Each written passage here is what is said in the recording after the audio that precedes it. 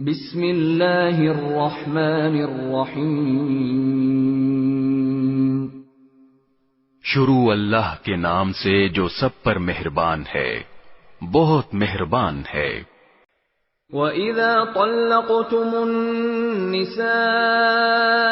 فَبَلَغْنَ أَجَلَهُنَّ فَلَا تَعْضُلُوهُنَّ أَن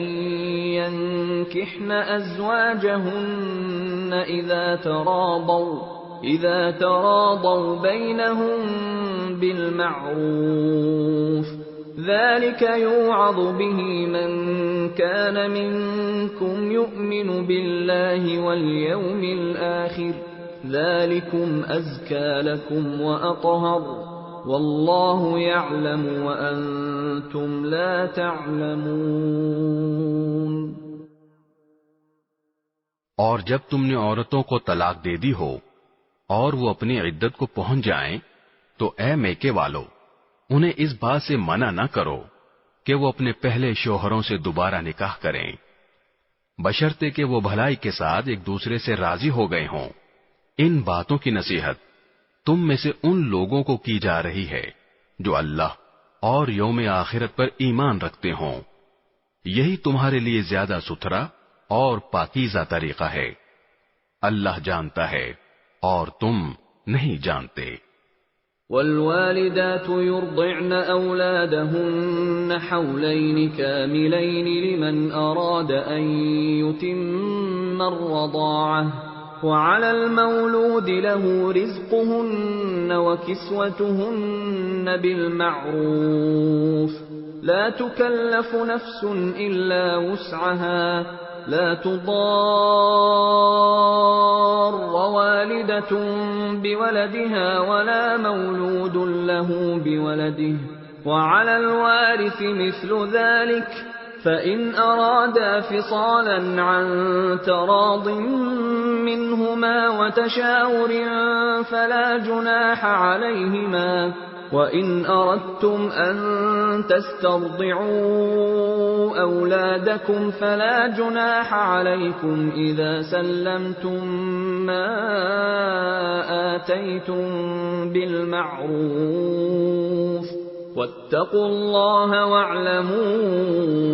أَنَّ اللَّهَ بِمَا تَعْمَلُونَ بَصِيرٌ۔ اور مائیں اپنے بچوں کو پورے 2 سال تک دودھ پلائیں۔ یہ مدت ان کے لیے ہے جو دودھ پلانے کی مدت پوری کرنا چاہیں، اور جس باپ کا وہ بچہ ہے اس پر واجب ہے کہ وہ معروف طریقے پر ان ماؤں کے کھانے اور لباس کا خرچ اٹھائے۔ ہاں، کسی شخص کو اس کی وسعت سے زیادہ تکلیف نہیں دی جاتی، نہ تو ماں کو اپنے بچے کی وجہ سے ستایا جائے اور نہ باپ کو اپنے بچے کی وجہ سے، اور اسی طرح کی ذمہ داری وارث پر بھی ہے۔ پھر اگر وہ دونوں یعنی والدین آپس کی رضامندی اور باہمی مشورے سے 2 سال گزرنے سے پہلے ہی دودھ چھڑانا چاہیں تو اس میں بھی ان پر کوئی گناہ نہیں ہے۔ اور اگر تم یہ چاہو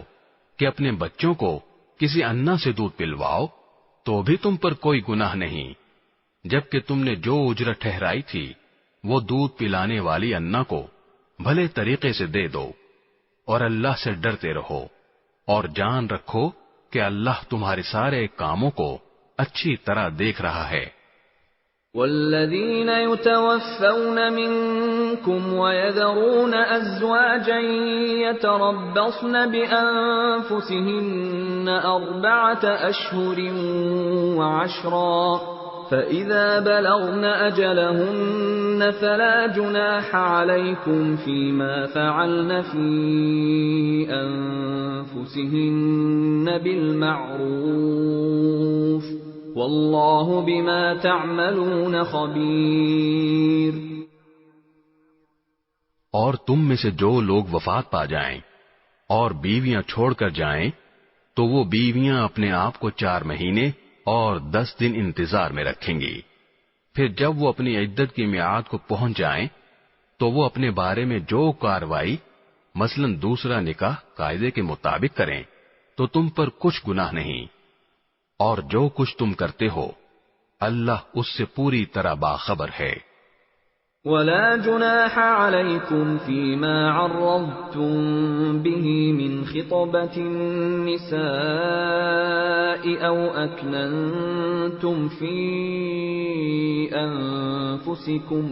علم الله أنكم ستذكرونهن ولكن لا تواعدوهن سرا إلا أن تقولوا قولا معروفا ولا تعزموا عقدة النكاح حتى يبلغ الكتاب أجله واعلموا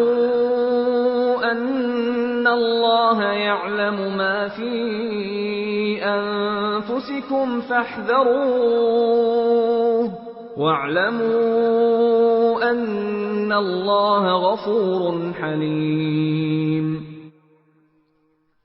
اور عدت کے دوران اگر تم ان عورتوں کو اشارے کنائے میں نکاح کا پیغام دو یا ان سے نکاح کا ارادہ دل میں چھپائے رکھو تو تم پر کوئی گناہ نہیں ہے۔ اللہ جانتا ہے کہ تم ان سے نکاح کا خیال تو دل میں لاؤ گے، لیکن ان سے نکاح کا دو طرفہ وعدہ مت کرنا، الا یہ کہ مناسب طریقے سے کوئی بات کہہ دو،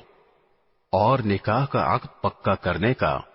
اس وقت تک ارادہ بھی مت کرنا جب تک عدت کی مقررہ مدت اپنی میعاد کو نہ پہنچ جائے، اور یاد رکھو کہ جو کچھ تمہارے دلوں میں ہے اللہ اسے خوب جانتا ہے، لہذا اس سے ڈرتے رہو اور یاد رکھو کہ اللہ بہت بخشنے والا بڑا بردبار ہے۔ لا جناح عليكم إن طلقتم النساء ما لم تمسوهن أو تفرضوا لهن فريضة ومتعوهن على الموسع قدره وعلى المقتر قدره متاعا بالمعروف حقا على المحسنين۔ تم پر اس میں بھی کوئی گناہ نہیں ہے کہ تم عورتوں کو ایسے وقت طلاق دو جبکہ ابھی تم نے ان کو چھوا بھی نہ ہو اور نہ ان کے لیے کوئی مہر مقرر کیا ہو، اور ایسی صورت میں ان کو کوئی تحفہ دو۔ خوشحال شخص اپنی حیثیت کے مطابق اور غریب آدمی اپنی حیثیت کے مطابق بھلے طریقے سے یہ تحفہ دے، یہ نیک آدمیوں پر ایک لازمی حق ہے۔ وَإِن طَلَّقْتُمُوهُنَّ مِن قَبْلِ أَن تَمَسُّوهُنَّ وَقَدْ فَرَضْتُمْ لَهُنَّ فَرِيضَةً فَنِصْفُ مَا فَرَضْتُمْ إِلَّا أَن يَعْفُونَ أَوْ يَعْفُوَ الَّذِي بِيَدِهِ عُقْدَةُ النِّكَاحِ وَأَن تَعْفُوا أَقْرَبُ لِلتَّقْوَى وَلَا تَنسَوْا الْفَضْلَ بَيْنَكُمْ إِنَّ اللَّهَ بِمَا تَعْمَلُونَ بَصِيرٌ۔ اور اگر تم نے انہیں چھونے سے پہلے ہی اس حالت میں طلاق دی ہو جبکہ ان کے لیے نکاح کے وقت کوئی مہر مقرر کر لیا تھا، تو جتنا مہر تم نے مقرر کیا تھا اس کا آدھا دینا واجب ہے، الا یہ کہ وہ عورتیں رعایت کر دیں اور آدھے مہر کا بھی مطالبہ نہ کریں، یا وہ شوہر جس کے ہاتھ میں نکاح کی گرہ ہے رعایت کرے اور پورا مہر دے دے، اور اگر تم رعایت کرو تو یہ تقوی کے زیادہ قریب ہے،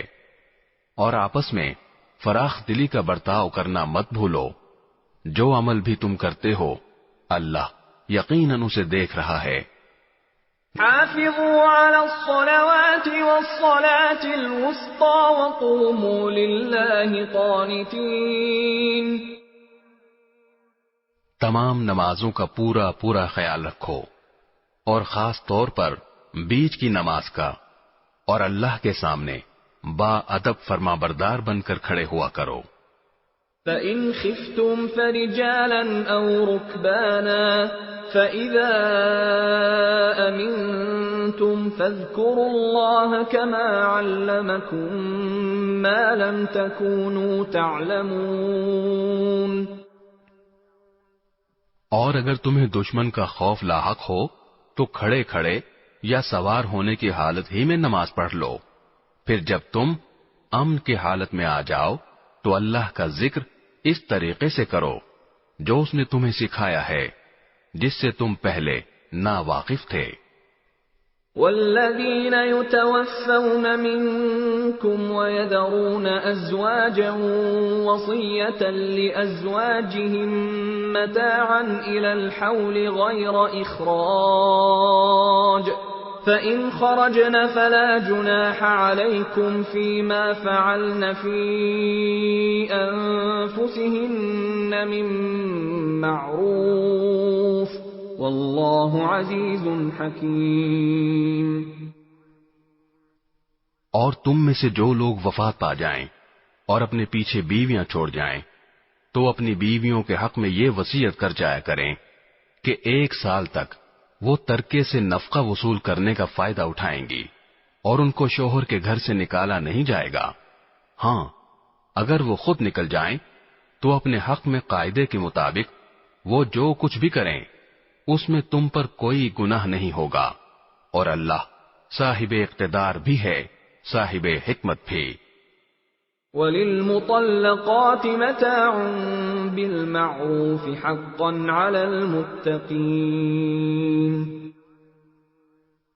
اور مطلقہ عورتوں کو قاعدے کے مطابق فائدہ پہنچانا متقیوں پر ان کا حق ہے۔ كَذَلِكَ يُبَيِّنُ اللَّهُ لَكُمْ آيَاتِهِ لَعَلَّكُمْ تَعْقِلُونَ۔ اللہ اپنے احکام اسی طرح وضاحت سے تمہارے سامنے بیان کرتا ہے تاکہ تم سمجھداری سے کام لو۔